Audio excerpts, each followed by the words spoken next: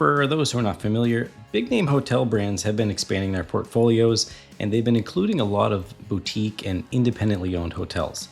And so we're going to dive into how you can book these really unique hotels with the points that you already have.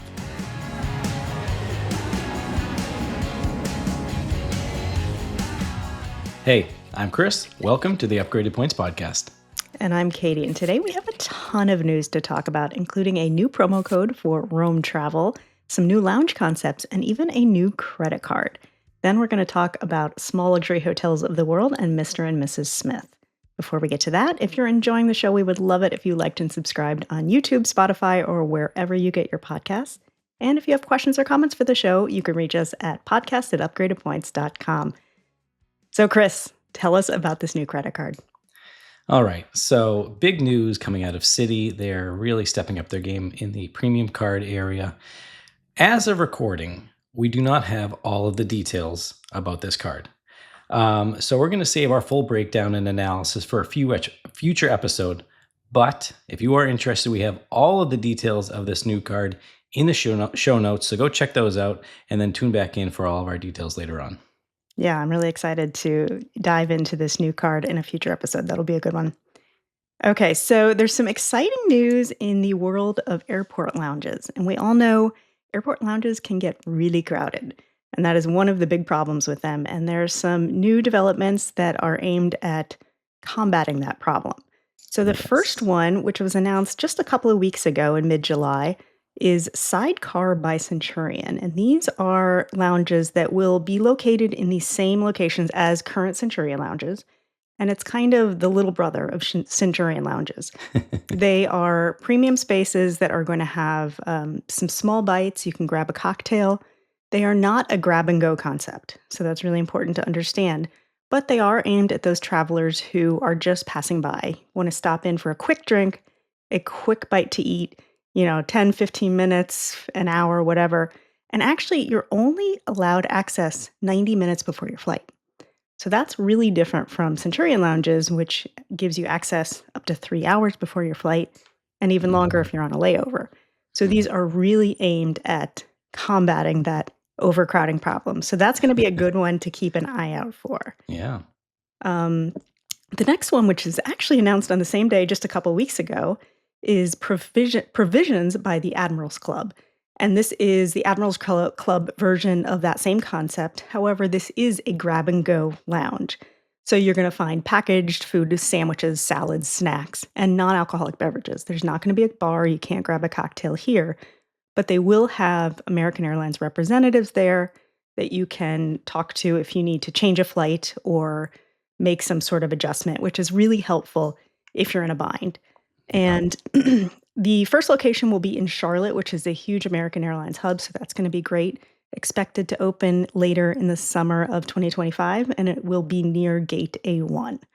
So I'm really excited for that one because there are so many times when I'm just, running through the airport and you want to grab just a quick snack to bring on the plane with you. Yeah. And it takes a long time to go into a full airport lounge. So I'm really excited about these new lounge concepts. And those two are actually following in the footsteps of the United Club Fly, which is the same kind of grab-and-go concept as the Provisions by Admirals Club.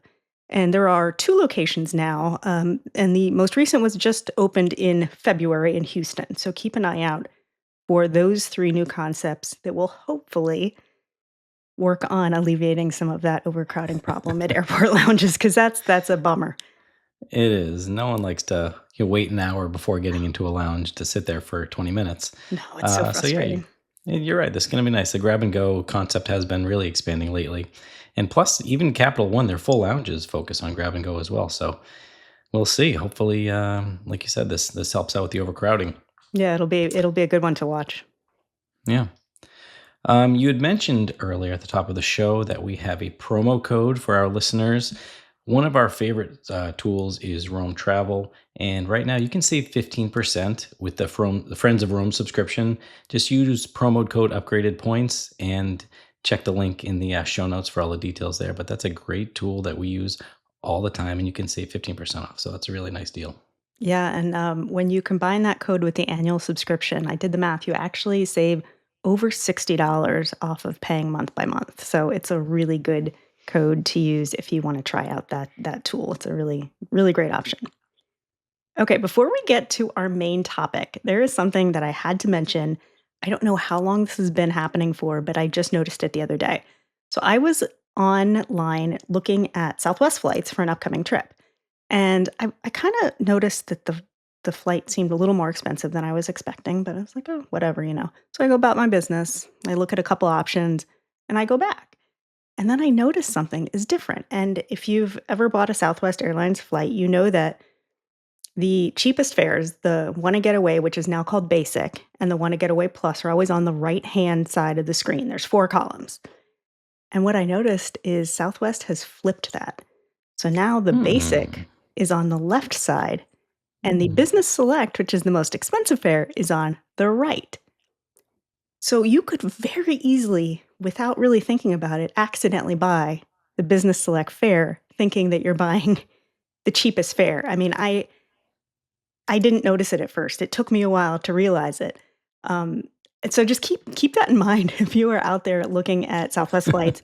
Look on the other side of the columns from what you're used to. It was just such a Yeah. weird little thing. I wanted to mention it. So you weren't even looking at prices, you were just looking at columns. Well, I was looking at prices first. Yeah, I automatically just go to that right-hand column because Yeah, for years and years and years, that's where those wanna get away and now basic fares are, and that's usually what I purchase. So I didn't I don't even look at, like, what the fares are, I right, just looked at that column, and I think a lot of people probably do that if they're used to buying those cheap fares. right. So just something to pay attention to because Definitely pay that attention to. yeah, that surprised Um, me, and when I looked at the basic fare, then the ticket was actually much more reasonable. But yeah, it really caught me off guard, and I hadn't seen that out in the news anywhere, so I wanted to mention that. Okay, good. And I mean, maybe they're following with, other airlines' footsteps. Generally, they go cheapest from left to right, but you're right. Southwest had always had theirs on the right. So for those frequent travelers who, like you, just quick jumping in and booking something or repricing, Yeah, yeah. um, that's a big change. Yeah, yeah, it was just one of those weird things. You're right, it does kind of fall in line now with what most airlines do, so I guess it kinda makes sense, but you just need to be aware that they did make that change. Okay, so let's move on to our main topic today. We are gonna talk about what the differences are and actually what they are, small luxury hotels of the world and Mr. and Mrs. Smith hotels. You might have heard these terms being thrown around. You might say, "Well, what is that? What do those terms mean?" So, we are gonna talk about that today and also, even better, how you can book these with points. So, Chris, you wanna start us Yes. off there? Yeah. So, for those who are not familiar, big name hotel brands have been expanding their portfolios and they've been including a lot of boutique and independently owned hotels. And so, we're going to dive into how you can book these really unique hotels with the points that you already have. Now, the first one we're going to dive into is the small luxury hotels, SLH, which you'll see. This is a small group of independent boutique hotels. Right now, there's 620 of them in over 90 countries. So there's a pretty good footprint. Yeah, definitely. Um, these are small hotels, though, 50 rooms, boutique, like we said. Um, SLH used to be a partner with Hyatt, so you may have seen them, but that ended last year. And then they partnered with Hilton. So they're kind of popping back and forth between loyalty programs. So that's good and news, good news or bad news, depending on the points that you like to build up. It's great But if you're a Hilton fan. that's awesome if you're a Hilton Yeah. fan. The only bad thing is that not all SLH properties are bookable through Hilton. So there's a little, some nuances in there, but these are really nice hotels and you can earn and redeem your Hilton Honors points there. If you have status, or even if you don't, it comes with free Wi Fi, sometimes late checkout. And if you do have status, like gold or diamond specifically, you get free breakfast and room upgrades when available. So that's really nice. Plus, bonus if you have a credit card that has free night certificates, you can use these certificates at these properties. And the only, only booking issue you need to do is just book directly through Hilton. Not really an issue for anyone that books with points, but booking through Hilton if you want to get these benefits. That's huge that you can use those Hilton free night certificates to book these SLH hotels, because these, as you may imagine, are not cheap hotels. Mm-mm. You could easily be over $1,000 a night, and to be able to use one of those Hilton free night certificates is clutch. Love Yeah. that. Great way to stretch the value there. Absolutely, absolutely. That's what I was holding out for my free night certificate that I just ended up using at the Waldorf Astoria in Amsterdam. It didn't work out, but I still got a great deal, but That's next a year pretty when good I have redemption. yeah, that was great, but next year when I have my renewal and get my new certificate, that's what I'm All gonna right. keep my eye on. All right. We'll have to check back with you next year. Absolutely, yeah, I'll definitely remember that. Let me write that down. So Mr. and Mrs. Smith Hotels is actually a very similar concept to SLH. It's, a booking platform that sort of represents a group of independent luxury boutique hotels. Same as same as SLH hotels, they tend to be smaller hotels, pretty high end, and they have also bounced around through the loyalty programs. So back in the day, Mr. and Mrs. Smith had a partnership with IHG, and then they Hmm. broke up, and Mr. and Mrs. Smith moved over to Hyatt, and Hyatt actually purchased Mr. and Mrs. Smith in 2023. So Hyatt owns Mr. and Mrs. Smith now. The program was not fully integrated into the Hyatt program until last year, though. So it was kind of a gradual rollout, and I forget how many rooms they started with, 600 maybe, 700, something like that. And right now, there are more than 1,000 Mr. and Mrs. Smith hotels that can be booked through Hyatt, but it is not Nice. all of the Mr. and Mrs. Smith hotels. So even though Hyatt owns the program, you can't book every one of those hotels through Hyatt. Again, the same as SLH, you can earn and use Hyatt points at these hotels, which is fantastic. And if you have the Hyatt card and you pay at a participating hotel, it will code as Hyatt and you will get that 4 points per dollar, which is really nice. Nice. We love Oh, that. yeah. You can earn elite night credits. You can get a check mark on that brand explorer. So Mr. and Mrs. Smith Hmm. is one of those. So that's a great thing. And while Mr. and Mrs. Smith hotels don't recognize every single elite benefit that you may be due at a regular Hyatt, globalists are eligible for room upgrades, which is a nice little benefit. And you can earn your tier bonus points based on your elite status.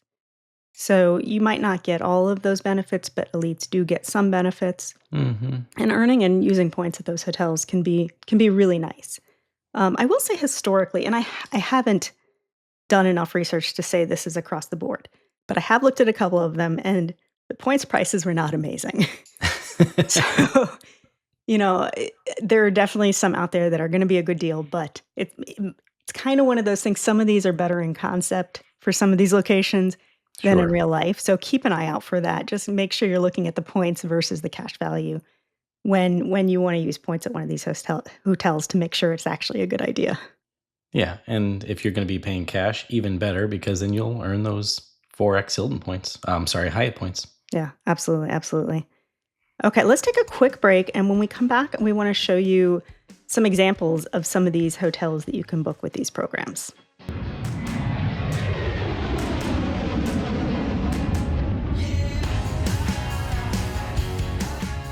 Okay, welcome back. We are talking about SLH and Mr. and Mrs. Smith hotels, and these are really nice hotels that you can book with points. And Katie has actually stayed at a few of them.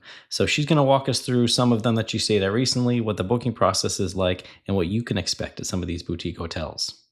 Yeah, I've had the pleasure of staying at three of these in the last year and a half or so, and I wanted to share these to kind of give you an idea of the types of hotels that you can expect with these two programs, the Mr. and Mrs. Smith and SLH hotels. So the first one I want to talk about is Sail Rock Resort in Turks and Caicos. And this one Yeah. was so cool. It is on the island of South Caicos, which is super secluded. It was when I went last year, it was kinda hard to get because you had to fly into the main island and then take another small plane to South Caicos. This year, they have introduced a direct flight on American Airlines, so you can fly directly there, I think, from Miami on American Airlines. So it's actually a lot Nice. easier to get to, but it is very secluded, it is very quiet. The resort is kinda up on a peninsula, there is nothing else around it. You have water on both sides. There are some traditional just kind of hotel rooms, and those are the ones you can book with points, and I was able to take a tour, and they're beautiful. I mean, nice big balconies overlooking the ocean. They have some there was one with a outdoor shower, some really nice outdoor space. Really, really lovely. The room I stayed in, though, was a three-bedroom villa with a private Hmm. pool, and they have a lot Oh, of villas up to 4 bedrooms. And, like, this thing was massive. It was a house, basically. I mean, it was probably close to 2,000 square feet. We had a huge private pool. I will say, though, it was not heated. uh-oh. So, in my mind, it was unusable, but that could be a me problem and not an everyone else problem. Well, so I actually think Juan was there recently with his wife and Yeah, 3 yeah, kids. Juan was just there too. All right, so we'll double check on Okay. the pool Uh, temperature with him. yeah, I'll see what he thought of it. But I still it was a great room or, house, I should say. We had, like, 3 outdoor showers. It was super cool. But one of the neat things about this resort is they will customize anything to your liking. So you can have a private chef come and make you a dinner in your villa, which we did, and it was phenomenal. You can have a butler stock your fridge with groceries before you come. If you want to, if you're getting one of the villas and you want to cook because there was a full kitchen, you could do that. You can set up different, like a private picnic on the beach. And I will say, one of the activities I did when I was there is an ATV and kayak tour. And what we did was kind of a standard tour, but our guide said that they can customize it towards whatever you want. So we did a cool ATV ride up through the peninsula. We got to see the villa where Justin Bieber stays. Mm. Yeah, I know. New album out now. And then we did a little kayaking, and we ended up at this secluded sandbar. And I'm gonna put some video up for those of you who are watching on YouTube. This was one of those places, it was my husband and myself and then our guide. We were the only people there. A sandbar that, you were maybe walking in a couple inches of water, and then it was sand, and there's sand dollars everywhere. And it was one of those places you just look around and say, like, "I am so happy I am here. This is such an amazing place." I wish I could have stayed there longer, and they will set up, like, beach chairs and a picnic, or maybe not a picnic because 'cause you're kinda in water, but beach chairs and umbrella if you wanna stay there a little bit longer. That's So this awesome. was just a really cool resort. Gives you that vibe of, if you're staying in the villas, of a rental, but then you have all of the hotel amenities right there. There is Mhm. a pool there that no one uses because most of the rooms have private pools. There's a nice restaurant, there's bars, so you have all of those amenities as well. So that was a small luxury hotel of the world, and I can link to my full review, in the show Mhm. notes. The next one is Malliouhana. This is in Anguilla. When I stayed, it was a Mr. and Mrs. Smith hotel, and it is Okay. now a small luxury hotel of the world. And you will notice this with some hotels, you can find them on both platforms, and some Yeah. hotels like this one kind of go back and forth. Um, So this so one has changed programs and loyalty programs. So it was Mr. and Mrs. Smith, SLH, Hilton, and Hyatt. it's all over We the need to place. get, It's I all guess, over an the place. IHG at one point, right? Yeah, yeah, yeah. Um, Regardless, is a cool hotel. So it Okay. is Anguilla. I loved the island itself. It's very, um, I don't know how to describe it. It's very different from most of the Caribbean islands I've been to. Very focused on getting out and eating at local restaurants. There are no big all inclusives. There are no mega resorts. There's no cruise ships. So you're not getting the throngs of people that you can on some of these other Caribbean islands.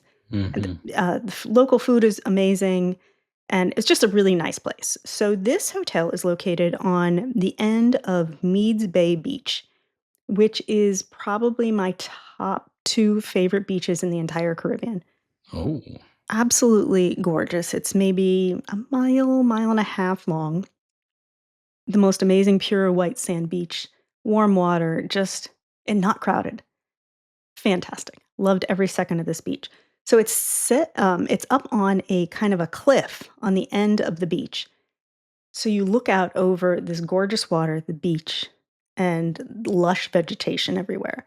It's just the lobby itself was stunning. It had this incredible mirror tile floor that was Hmm. just like I was like walking around it, videoing my feet walking on this floor, just like this is so cool. But just really cool. It's got some artsy vibes to it, but very modern, but still felt kind of tropical. Just a really neat place, very high end. We had a huge balcony overlooking the beach. There are 2 infinity pools, super warm, very Okay. not crowded, overlooking the ocean, cushy lounge chairs. You don't have to do the get up at 7 a.m. and reserve your lounge chairs business. We'll Um, save that for a few future episode. yes, we will. It was just a great, great experience. I really liked that island, and I loved that hotel. Nice. And Okay. how do you get there? I've never been To to Anguilla? the island. Yeah. Um, let me so th for Anguilla, we had to fly into I'm totally blanking. There was another island that we had to fly through. It's very close to Saint Martin and not too far from Saint Barts. Okay. I'll look up how I got there, but we flew American and it goes right into Anguilla. You just do have to connect. Oh, okay. I don't know off the top of my head if there's any direct flights from the US to Anguilla. I'm guessing not because it is a very small island. Sorry to Um, put you on the spot. that's okay. I should have looked that up before we recorded. Um, but I'll look into that and put it into the show notes. All right. And then the last hotel I wanted to talk about, I'm not going to go too in depth because we actually discussed this on a previous episode, and that is Hotel Manapany in St. Barts. And this is a Mr. and Mrs. Smith hotel. Unfortunately, at this moment, it is not bookable through Hyatt. I'm hoping it's one of those that will get added to Hyatt eventually. We don't know that. So keep an eye on it if it's one that you are interested in. But again, St. Bart's actually there are bits of it that remind me of Anguilla. Very unique for Caribbean islands. It's very French, feels very European. The hotel itself was small and intimate, and like you knew the staff and they knew you. The beach was, practically empty with big shade and a great restaurant, a really lovely spa, just a really nice place. It kind of has that chic treehouse kind of vibe. It's very unique. Episode 8, if you're interested, I went into details about Hotel Manapany, so we'll leave that there. But That was a good one. yeah, but those 3 hotels were all just really excellent stays. Mr. and Mrs. Smith and small luxury hotels of the world are definitely gonna be for you if you like luxury hotels, if you like unique hotels, but that are still very high end and very interesting. None of these hotels were boring. None of them seemed to be a big brand name. I mean, they weren't. They're independently owned, but it's really cool that these can, in theory, be booked with points. The, small luxury hotels of the world, definitely through the Hilton program, is probably your best bet for getting a great value with your points. The Mr. and Mrs. Smith through Hyatt, there are some good deals out there, but you kinda have to look into it a little bit more because some of the points prices are a little Yeah. ridiculous. Yeah. I mean, and we like to obviously maximize our Hyatt points as much as possible. So if we could spend, 40,000 at a Park Hyatt in Tokyo, for example, or, maybe these SLHs are what, 65 or more It can be a sometimes. lot, and that is something to keep in mind is they do not fall into the regular Hyatt award chart, which is a Yeah. total bummer. If they went into that Hyatt award chart, even if they were all category 8, that would be awesome. But I've seen these 60, 70, 80,000 points per night, Yeah. which That's a lot of Hyatt is a points. lot of Hyatt points, and generally probably doesn't make sense unless, like we talked about recently, if that is your, like, dying wish to go to one of these hotels and you don't have the cash, but you have the Hyatt points, go for it. But just know you're probably not getting the best cents per point value. But you know what? If that's what you wanna do, Mhm. that's Yeah. great, and we just love having the ability to make that choice. They're your So points. yeah, it's all good, but I really enjoyed those hotels, and I hope I get to stay at some more soon. Me too. Cool. Okay, let's move on. We actually have a couple of listener/reader questions to talk about today. So the first one is for you, Chris. Is elite status really worth it if I only travel a few times a year? That's a fun one. My knee jerk reaction is no, because there's a lot that really goes into getting elite status, and most of it is time and money. There are some of our favorite credit cards come with some level of elite status, but if you're hoping that elite status is going to get you maybe an upgrade, upgrades aren't always guaranteed. So if you're just traveling a few times a year, I would, instead of, chasing that elite status with your time and money, maybe just book the room that you want. I'm not trying to sound crass, but just maybe pay a little bit extra and book that suite that you want. If you're really looking for those extra perks, maybe breakfast or resort credits, there are programs that you can book that will get you elite-like benefits. If you book through Virtuoso, American Express Fine Hotels and Resorts, Chase the Edit, all of these programs will give you these elite-like benefits without you needing to have that top-tier status. So the quick answer is no, it's not worth it. I 100% agree with you, and I will say even, I've had high level elite status, and I have not had high level elite status, and the upgrades that are meaningful are very few and far between, even Yeah. for really high level elites. So yeah, I 100% agree with what you said, and I do want to put out this little teaser that if you are interested in programs that Chris just mentioned, like Amex Fine Hotels and Resorts and the Edit, next week we are actually going to do a deep dive into those programs to show you ways that you can get those hotel elite like benefits without status. So keep an eye out for that one. Mhm. Subscribe and turn on your alerts. Absolutely. So let's segue into your question, Katie. This is another email we received, and it is: does it ever make sense to do a mileage run or a mattress run just for status? So it depends. It can, but I would say more often than not, without knowing any specifics about your situation, probably not. But it can, in certain situations, make sense. You really have to look, are you close to a certain status level? Are you close to a milestone reward? Look at that, and then look at how much time, effort, and money it's going to take for you to get that status, and then what you'll get in return. You could be 5 nights away from an elite status level, and on the surface, that could seem like, sure, it's worth it to mattress run those 5 nights. But if you have 1 stay in that hotel program for the next year, it absolutely isn't worth it. Hmm. To give you a personal example, a couple years ago, I had Hyatt Globalist, and even with how much I travel, it was still a struggle to reach that 60 nights, and I did mattress run for that, and I ended up spending $288 out of pocket plus 66,000 points, plus a stupid amount of time, um, to get that status, and I also had a status, match challenge along the way. I think it might have been through Built, if I'm remembering correctly, Hmm. um, which is a lot, but the way I ended up absolutely getting more than that in return, but I specifically planned the next, year and a half that I had that status with the idea that I had status in mind. So I booked an inordinate amount of Hyatt stays at very high-end resorts specifically because I had that status. Yeah. So having that status did change my behavior, and I had to change my behavior to get the value out of that status. So it can be worth it in some situations, but I would say probably for most people, it generally isn't unless you're maybe 1 or 2 nights away. Yeah, has to be very specific.